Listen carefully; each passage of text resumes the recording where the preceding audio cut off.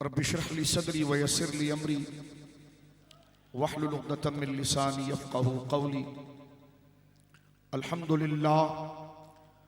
अल्हम्दुलिल्लाहिल मुब्दिइल मुईदिल गनिय्यिल हमीद ज़िलफ़्फ़िल वासिअ वल इक़ाबिश शदीद मन हदाहु फ़हुव सईदुस सदीद व मन अदल्लहु फ़हुवल बईदुत तरीद यअलमु मा ज़हरा व मा बतना व मा ख़फ़िया व मा अलना वमा कमुला वमा हजना वस्सलातु वस्सलामु अला अशरफिल अंबियाई खातिमिन नबिय्यीन सय्यिदिल मुरसलीन शफीइल मुज़निबीन सय्यिदिल अव्वलीन वल आखिरीन सय्यिदिना व हबीबिना नबिय्यना व करीमिना व मौलाना मुहम्मद सल्लल्लाहु अलैहि वसल्लम अब्दुहु व रसूलुहु बिल हुदा व दीनिल हक़्क़ि अरसला।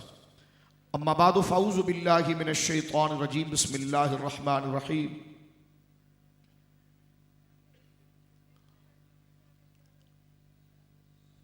फ़अौहा इला अब्दिही मा औहा आमन्तु बिल्लाहि सदक़ल्लाहुल अज़ीम।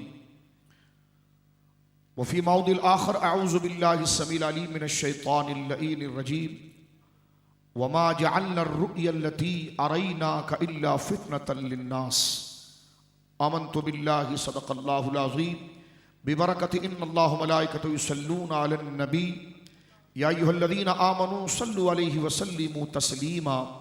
अल्लाहुम्मा सल्लि अला सय्यिदिना व मौलाना मुहम्मदिन मअदनिल जूद वल करम मंबइल इल्मि वल हिल्मि वल हिकम व आलिहि व सहबिहि व बारिक व सल्लिम सलातन व सलामन अलैका या सय्यदी या रसूलल्लाह। कुल्लुहुम मिन रसूलिल्लाहि मुल्तमिसुन गरफम मिनल बहरि और अशफम मिनद दियमी मुनज़्ज़हुन अन शरीकिन फ़ी महासिनिहि फ़जौहरुल हुस्नि फ़ीहि गैरु मुनक़सिमी। सुम्मा रिदान बिबकरिन व अन उमरा व अन अली व अन उस्मान ज़िल करमी। मौला सल्लि व सल्लिम दाइमन सरमदा अला हबीबिका खैरिल खल्क़ि कुल्लिहिम। अल्लाह की हम्द व सना नबी मुहतरम नबी मुअज़्ज़म बाइस तख़लीक़ अर्द व समा सल्लल्लाहु अलैहि व अला आलिहि व सहबिहि व बारक व सल्लम की बारगाह मुक़द्दसा में इंतहाई मोहब्बत व अक़ीदत के साथ दुरूद व सलाम पेश करने के बाद तमाम तारीफ़ अल्लाह वहदहु ला शरीक के लिए है। आज की मुबारक और मुक़द्दस फ़क़ीदुल मिसाल महफ़िल नूर तक़ब्बलल्लाहु मिन्ना व मिनकुम इनेक़ाद पज़ीर है। मैं समीम क़ल्ब से अपने भाई जनाब बाबू भाई ज़ीदा शरफ़हू को इतनी फ़क़ीदुल मिसाल और मुसलसल तसलसल के साथ तालीमात मुस्तफ़ा आदाब मुस्तफ़ा मोहब्बत मुस्तफ़ा सल्लल्लाहु अलैहि वसल्लम को अहले इस्लाम के दिलों में ज़िंदा रखने के ये मुसलसल तहरीक जिसका उन्वान महफ़िल नूर है, इसके इनेक़ाद पर मैं बाबू भाई क़िबला को मुबारकबाद पेश करता हूँ। और ये खूबसूरत चमन सजाने पर मैं इस वक्त बड़ी शिद्दत से जिसे याद कर रहा हूँ वो मेरी मुराद बाबू भाई क़िबला के वालिद गिरामी जो इस फ़कीर पर बहुत मुशफ़िक़ बहुत मेहरबान रहे। अल्लाह रब्बुल आलमीन उनके दर्जात को बुलंद फरमाए। एक एक बंदे के कहे हुए जुमले अल्लाह रब्बुल आलमीन उनकी मग़फ़िरत का ज़रिया बनाए। उनके क़ब्र शरीफ को अल्लाह रब्बुल आलमीन हद निगादत कुशादा फरमाए। जो जद्दोजहद उन्होंने जिस मोहब्बत के साथ वो आका करीम की महफ़िल को सजाते थे, आज अल्हम्दुलिल्लाह वो चिराग उनके घर वालों ने रोशन रखा है। और वह इंशाअल्लाह दुआ है कि अल्लाह इस ख़ानदान में इसके चिराग को क़यामत तक रोशन रखे और उनके दर्जात को बुलंद फरमाए। और बिलख़ुसूस बाबू भाई की वालिदा माजिदा मैं अम्मी हुज़ूर को सलाम पेश करता हूँ और मुबारकबाद पेश करता हूँ। उनकी सेहत के लिए दुआ गो हूँ कि अल्लाह रब्बुल आलमीन उनको सलामत रखे, सेहत व हिम्मत के साथ रखे।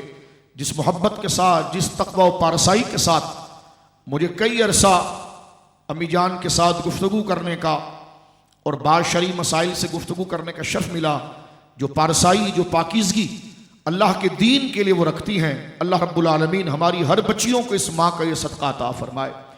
बाबू भाई की पूरी फैमिली और जितने मेरे मुअज़्ज़ज़ दोस्त बुज़ुर्ग यहाँ पर उलमा मशाइख़ लाहौर की मुक़्तदर शख्सियात मुतदय्यन शख्सियात पाकान मिल्लत मुअज़्ज़ज़ हज़रात और हाज़िरान महफ़िल जो मौजूद हैं, तमहीद के लिए हल जज़ाउल इहसान लिल इहसान के जज्बे पर मैं तमाम को मुबारकबाद पेश करता हूँ कि अल्लाह रब्बुल आलमीन इस महफ़िल को हमारे लिए ज़रिया निजात बनाए, हमारी आखिरत का ज़रिया बनाए और हमारे लिए नेक बख्ती और नेक किस्मत का अल्लाह रब्बुल आलमीन जरिया बनाए।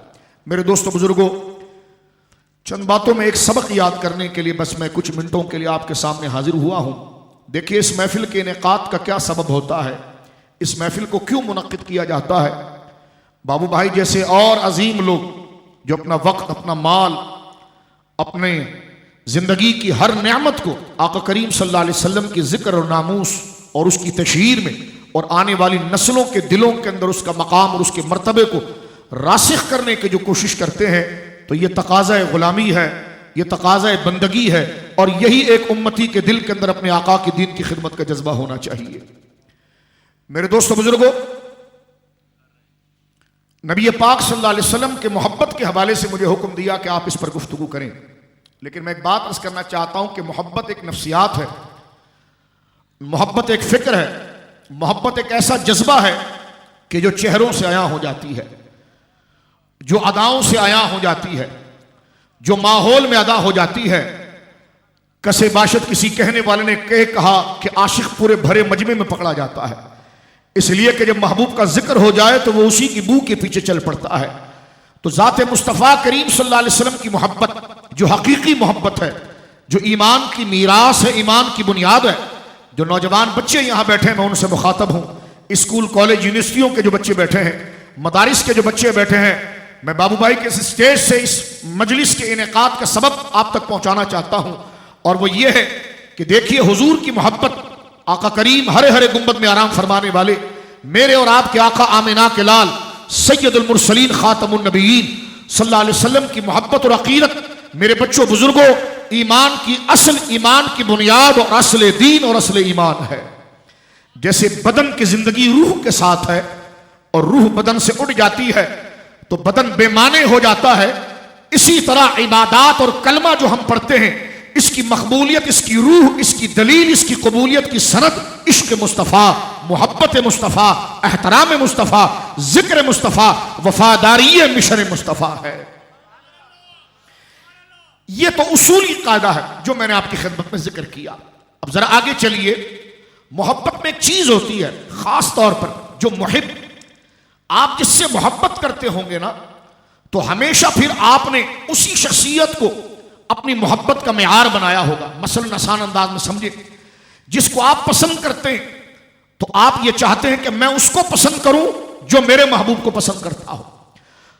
और आप अगर वाकईतन मोहब्बत में मुखलिस हैं और आपकी मोहब्बत सच्ची है, तो ये कभी नहीं हो सकता कि जो आपके महबूब की इहानत करे, आपके महबूब की बेदबी करे, उसके लिए घटिया और हल्के जुमले कहे और आपका दिल उधर ललचा जाए। अगर ऐसे बंदे पर भी अगर आपका दिल मुतासिर हो गया तो आप मोहब्बत में मुखलिस नहीं थे, वफादार नहीं थे, बस ऐसी व्यापारी और ताजिर आप बने हुए थे। लेकिन अगर आप मोहब्बत में मुखलिस हैं तो ये दाइया, ये नतीजा आपके अंदर मुरत्तब होगा तबई तौर पर, फितरती तौर पर, एक शौक के तौर पर, कि आप उसी का अदब करेंगे जो आपके महबूब का अदब करेगा, और जो आपसे महबूब से बेजारी दिखाएगा आप उससे बेजार हो जाएंगे। बिल्कुल ये करीना तकरीर की लफाजी नहीं, वाक़े मेराज, सफर मेराज और सैर मेराज इस रजब शरीफ की आखिरी तारीफ के अंदर मुनक्किद हुआ। मैंने जब कुरान करीम की आयत सूरह बनी इसराइल आयत नंबर 60, सूरह बनी इसराइल 15वां पारा आयत नंबर 60 में अल्लाह ने इरशाद फरमाया, और मेराज जो सैर है हमारे आका करीम की, यानी जो नजारे, जो अजमतें, जो शाने अल्लाह ने हमारे हबीब को इस रात में अता फरमाई, किसी नबी पैगंबर रसूल को वो शान अता ना हुई।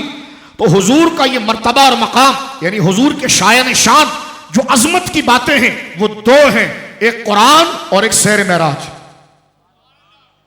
अब आप देखिए कि हुजूर सैयद आलम, मेरे और आपके आका जनाब रसूल करीम सल्लल्लाहु अलैहि वसल्लम की शान व अजमत का ऊंचा निशान सैर मेराज है, सफर मेराज है।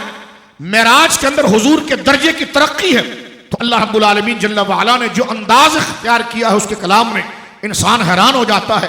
सूरह बनी इसराइल मेरे बच्चों आयत नंबर 60 अल्लाह फरमाता, वमन वमा जअलना रुया अल्लती अरैनाका इल्ला फितनतल लिन्नास। हबीब, मेराज की रात को जो हमने तुझे शाने दिखाई है ना, वमा जअलना रुया अल्लती अरैनाका, हबीब वो मेराज का वो सफर, और सफर मेराज में जो तूने अपनी आंखों से करामात को देखा, मज़ाहिर को देखा, हमारे राजों पर मुत्तले हुआ, उन शानों को तेरे सामने आया और खोल कर रख दिया गया जिसके करीब ना किसी नबी को पहुंचाया गया, जिसके करीब ना किसी पैगंबर और फरिश्ते को पहुंचाया गया। हबीब वमा जअलना रुया अल्लती अरैना का, हबीब जो हमने तेरी आंख को खोलकर तेरे सामने ऑन आइज बिल्कुल जागते हुए जो हमने तुझे अपने राजों पर वाकिफ किया, शानों से वाकिफ किया, इल्ला फितरतन लिन्नास, हमने ये किया इसलिए, तुझे ये सैर मेराज कराई इसलिए है ताकि ये लोगों के लिए आजमाइश बने, लोगों के लिए फितना बने, लोगों के लिए आजमाइश बने। कैसे आजमाइश बनेगी? फरमा अब आजमाइश ये बनेगी कि लोग हमें मानने आएंगे, हमें पूजने आएंगे, मुझे कबूल करने आएंगे, लेकिन मैं तेरी सफरे मेराज वाली शानें सामने रखूंगा और ये कहूंगा इसे कबूल करते हो, मेरे हबीब की शान को मानते हो? अगर वो इनकार कर जाए तो वो अल्लाह अल्लाह करता रहे, मैं उसे कबूल नहीं करूंगा, और जिसने तेरी मेराज वाली शान को कबूल कर लिया मैं उसे कबूल कर लूंगा। तो लिहाजा तेरे सफर मेराज को हमने आजमाइश बनाया लोगों के लिए। कुरान कहता है इल्ला फितनतन लिन्नास, हमने लोगों के लिए आजमाइश बनाया, यानी अब आजमाएंगे कि जन्नत में कौन जाएगा, दोज़ख में कौन जाएगा। अल्लाह अल्लाह करने वाले तो सब मौजूद होंगे, लेकिन हमें मानने वाला कौन होगा? फरमा हमें मानने वाला वही होगा जो मेराज में तेरी शान और अजमतों को दिल से कबूल करने वाला होगा। मैं कोई धांधली और जबरदस्ती नहीं कर रहा इसकी तफसीर में, तवज्जो करें आप। मैं एक एक लफ्ज को खोल देता हूं और ये मियार है, आप हुजूर की मोहब्बत के लिए बैठे हैं, ये आयत आपके लिए सनद बन रही है। हम किसी पर तबर्रा नहीं कर रहे, लानत नहीं कर रहे, मलामत नहीं कर रहे, और महफिल नूर में ये होता भी नहीं। नाम कितना प्यारा है मेरे मुफ्ती आजम की निस्बत से, नूर। बोलिए ना सुभान अल्लाह। तो तवज्जो कीजिए आप, कुरान क्या कहता है? वमा जअलना रुया, हबीब हमने आपको आपके लिए तफसीरी माना, आपके लिए एक रुया किया। रुया, मेरी बहनें मेरी माएँ भी जरा तवज्जो करें थोड़ी देर के लिए, और मेरे बच्चे मेरे भाई जरा तवज्जो करें। इस इश्क को देखो, ये अकीदत है, अकीदत हकीकत के बगैर नहीं बचती। ये जो अकीदत महफिल नूर आपके दिल में पैदा कर रही, हुजूर का एहतराम। आपसे अगर कोई कहे कि मैं फर्स्ट फ्लोर बना रहा हूं लेकिन ग्राउंड का फ्लोर नहीं बना रहा, आप कहेंगे ये दीवाना है। जब ये बुनियाद नहीं बना रहा तो पहली छत कैसे डालेगा?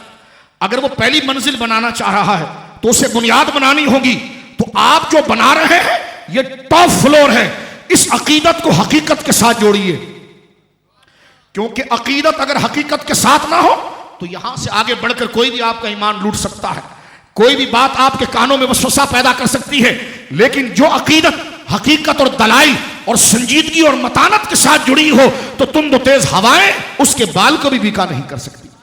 तो ये इश्क मुस्तफ़ा का जो समंदर आप सीने में लिए बैठे हैं उसकी हकीकत को सोचिए। यही वो जिक्र है जो खोरे और खटे खोटे के अंदर फैसला करता है, नेक और बद में फैसला करता है, जन्नत और जहन्नम में फैसला करता है। आप कहेंगे शाजी सख्त बात कर रहे हैं। मैंने कहा मैं नहीं, अल्लाह ने फरमाया इल्ला फितनतन लिन्नास, हबीब तुझे शान इसलिए दी है कि तेरी शान लोगों के लिए फितना और आजमाइश बने, यानी तेरी शान के जरिए हम लोगों को मनवाएं और जांचे परखे कि जो तेरी शान को पहचान जाएगा वही हमारा बंदा होगा, जो उससे गाफिल हो जाएगा उसका कलमा भी हम कबूल नहीं करेंगे। अब देखें कुरान क्या कहता है, मैं थोड़ी सी बात आपके सामने कर रहा हूं। कुरान कहता है वमा जअलना रुया, रुया अरबी जबान में ख्वाब को कहते हैं, लेकिन तमाम मुफस्सिरीन ने यहां पर माना लिया रुया। रुया यहां ख्वाब के माने में नहीं, आंख से देखने के माने में। क्यों? आप उर्दू जबान में नहीं कहते यार मुझे तो ऐसा लगा जैसे आज मैं ख्वाब देख रहा हूं, यानी आप अपनी आंखों के सामने जब अजीब व गरीब मनाजिर देखते हैं जो आपके सोच विचार में भी नहीं होता, तो उर्दू के माहौरे में आप कहते हैं यार मैं ख्वाब तो नहीं देख रहा।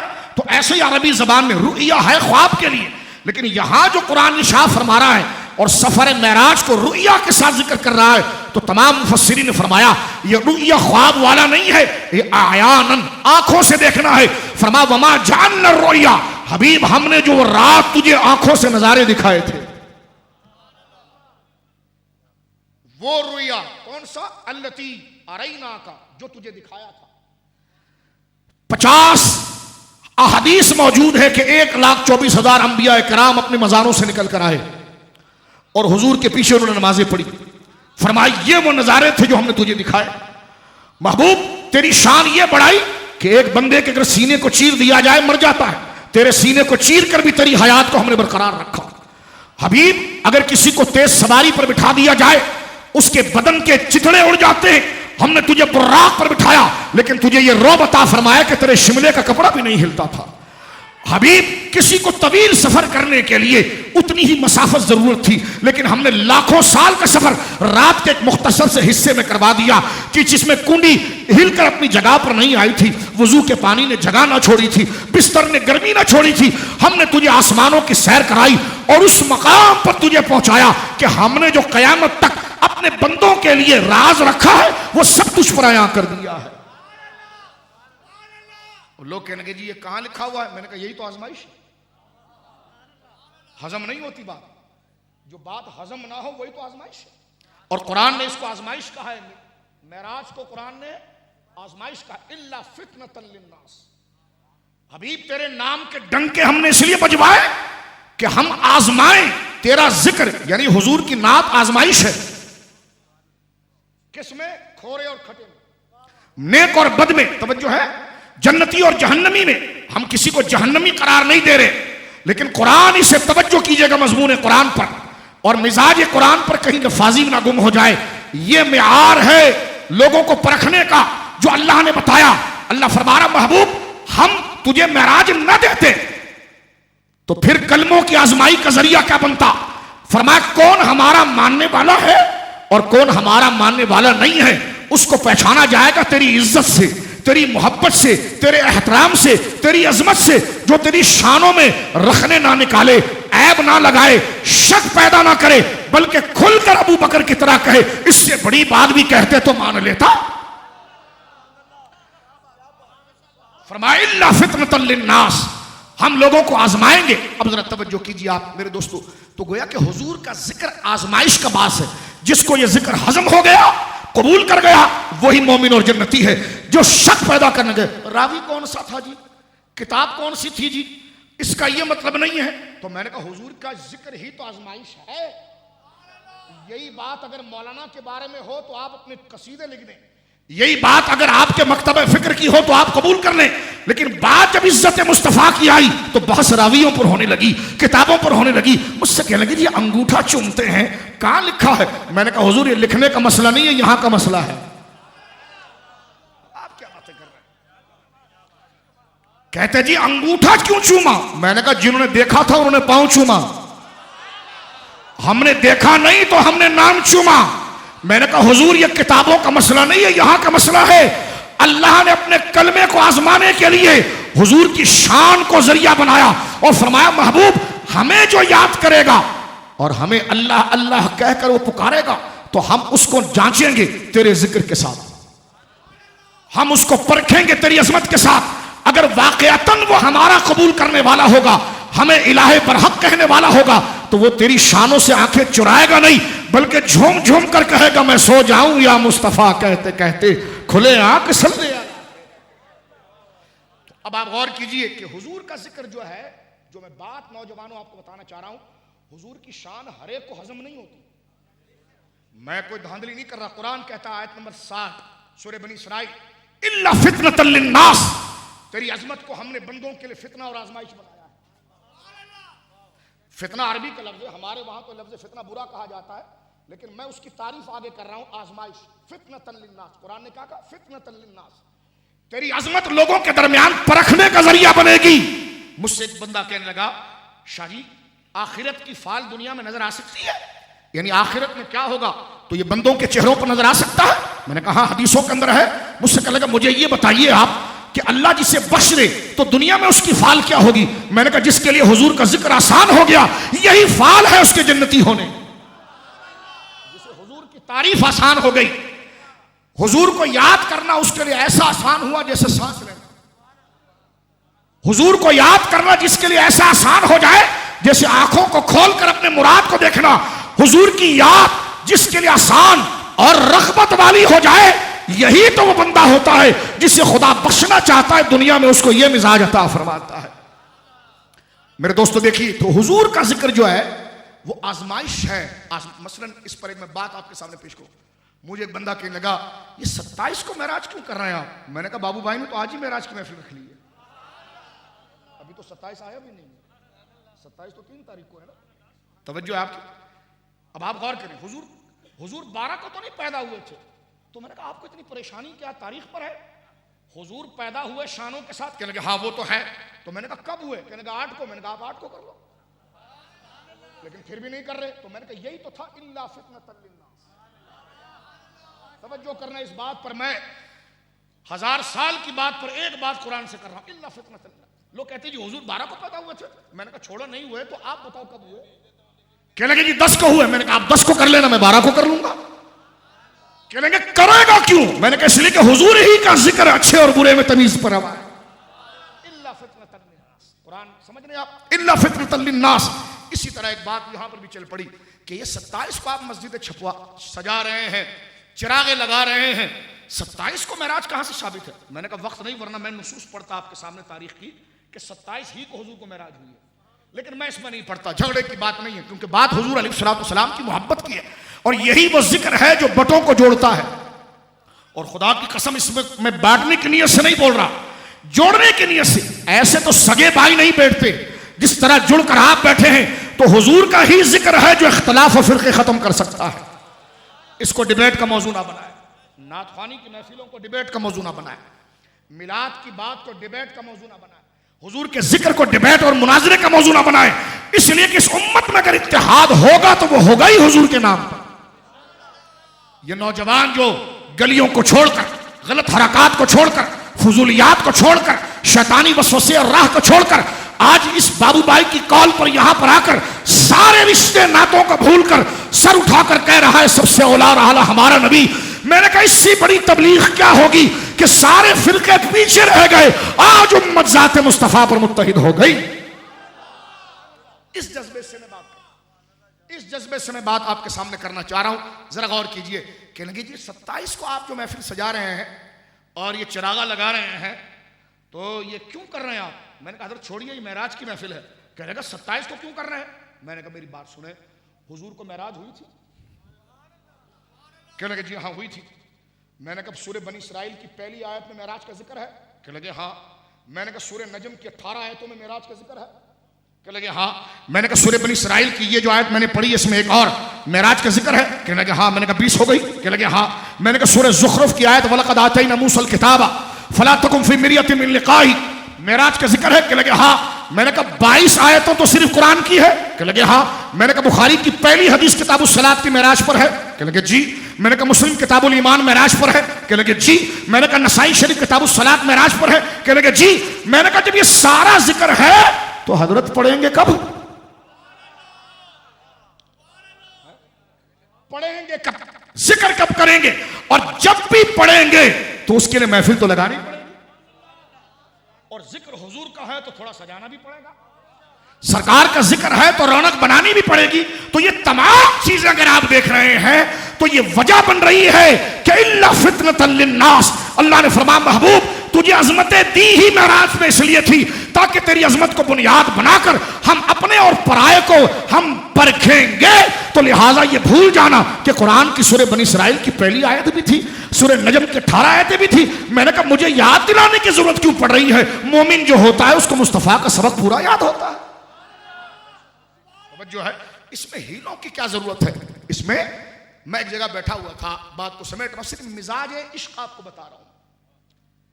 एक तबादला ख्याल हो रहा है, तकरीर नहीं हो रही। एक खानदान की तरह हम बैठे हुए हैं, हुजूर के नाम और कलमे के सदके भाइयों की तरह बैठे हुए हैं, और एक बात को समझना यह है कि हुजूर ही का जिक्र है जो अच्छे और बुरे में तमीज करवाए। और अल्लाह ने यही फरमाया वमा जअलना रुय्यलती अरैनाका इल्ला फितनतल लिन्नास। हबीब मेराज में जो तुझे शानें बताई ना, ये शानें दी इसलिए है ताकि तू अपनी जुबान से बयान कर और लोगों के लिए आजमाइश बने। जो मेरे होंगे उन्हें परेशानी नहीं होगी, जो मेरे नहीं होंगे वो तुझ पर शक कर बैठेंगे। हुजूर ने अल्लाह को देखा, कब देखा, किस हदीस में आया? मैंने कहा कहां तक जाएंगे और किसके खिलाफ आप ताना बोल रहे हैं? तो जो किस मनफी ख्याल में आप जा रहे हैं? कहने लगा तुमने इतने कसरत से जिक्र क्यों किया? मैंने कहा इसलिए कि इल्ला फितनतल लिन्नास, अल्लाह ने फरमाया तो हमने हुजूर के जिक्र को फितना और आजमाइश बनाया है ताकि उसके जरिए हम लोगों को परखेंगे।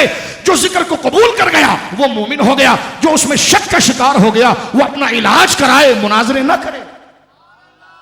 तवज्जो है आपकी, वो इलाज कराए, मुनाजरे ना करे। अब ये कुरान की तफसील है, आप देखें। यानी मैंने आपके सामने बताया कि सूरह बनी इसराइल की पहली आयत सफर मेराज को बयान करती है, ठीक है।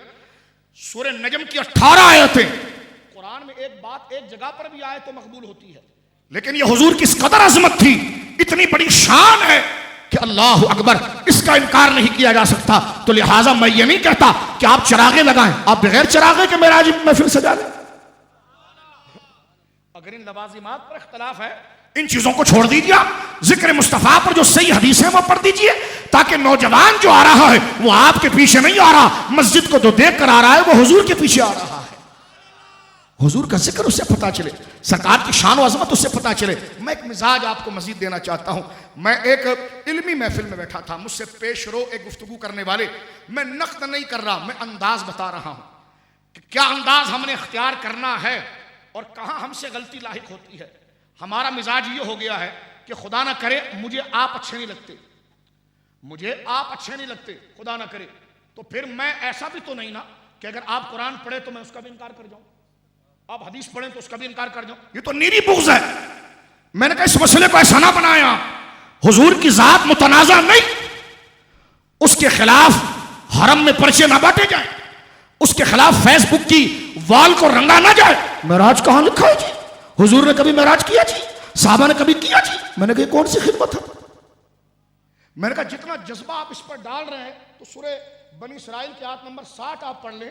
फरमा महबूब तुझे मेराज कराई इसलिए थी कि ये हजम सबको नहीं होगी, इल्ला फितनतल लिन्नास, ये हजम सबको नहीं होगी। जिसके दिल को हम चुनेंगे वो चश्मे दिल माँ रोशन और चश्मे माँ रोशन और दिल माँ शाद, उस चीज को वो कबूल करता चला जाएगा। मैं एक अंदाज आपको बताऊं जो मैंने और आपने सिर्फ सामने रखकर मेरे दोस्त को परखना है। एक तरबियत की बात है। एक इल्मी मजलिस के अंदर मैं बैठा था, तवज्जो करना, मुझसे पेश रो एक खतीब थे, वो तकरीर करने के लिए आए, और मैं जगह का नाम बताता हूं, बंदे का नाम नहीं बताता, क्योंकि मसला हमारा फितना नहीं है, बात समझाना है। कराची यूनिवर्सिटी के अंदर एक प्रोग्राम था सीरत नबी सल्लल्लाहु अलैहि वसल्लम का, कराची यूनिवर्सिटी में, और कंप्यूटर साइंस के तलबा बैठे थे। उनके सामने अजमत मुस्तफ़ा, मकाम मुस्तफ़ा, सीरत मुस्तफ़ा वाज़े करनी थी। मुझसे पेश रो एक खतीब आए और उन्होंने अपनी तकरीर का 15 या 20 मिनट इसी पर लगा दिया कि हुजूर अलैहिस्सलाम मक्का की गलियों में बकरियां चराते थे। बुखारी शरीफ के हदीस है कि हुजूर बकरी चराते थे। सरकार से एक बकरी एक तरफ चली जाती, मैं मिजाज बता रहा हूं आपको, एक बकरी इधर चली जाती तो हुजूर पकड़ के लाते, फिर बकरी चराते। एक बकरी उधर चली जाती, हुजूर लेकर आते। जब वो बैठ गए तो मैंने कहा आपने क्या तकरीर की? क्या लगा? मैंने तकरीर बुखारी शरीफ की हदीस से की है कि सरकार दो आलम सल्लल्लाहु अलैहि वसल्लम जो है कि वो मक्का शरीफ के अंदर आपने इस तरह बकरियां चराई हैं, इस तरह रेवड़ को आप चराते थे। क्या बुखारी शरीफ में ये बात नहीं है? मैंने कहा किन के सामने आपने बात की?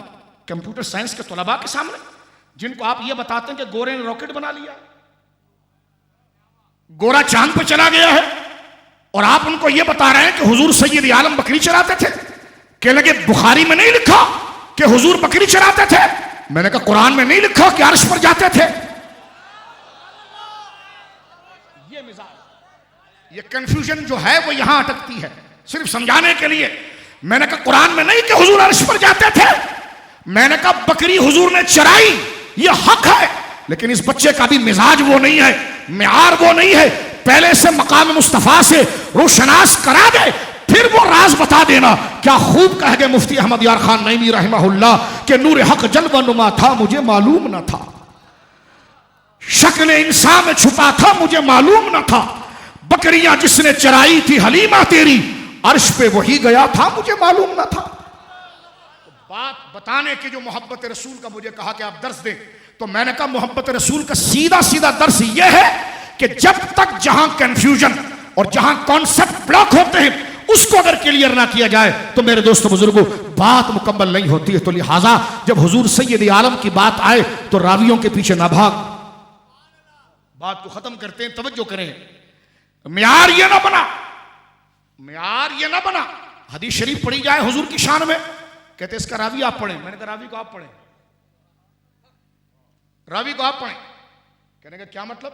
मैंने कहा रावी को आप पढ़ें, मैं हुजूर की शान पढ़ूंगा। कहने लगे रावी के जरिए?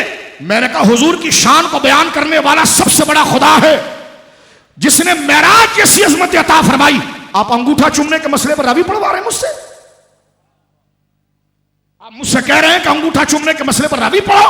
मैंने कहा जब हदीसों में हुजूर के पांव चूमने की हदीसें सहाबा से मौजूद है और अर्श पर पहुंचकर अर्श से वरा जाने की रिवायतें मौजूद है, तो जब ये अजीम शाने शाहिद और दलील मौजूद है तो इस पर क्या आप अंगूठा चूमने के मसले पर आप रावियों की बहस पर आएंगे?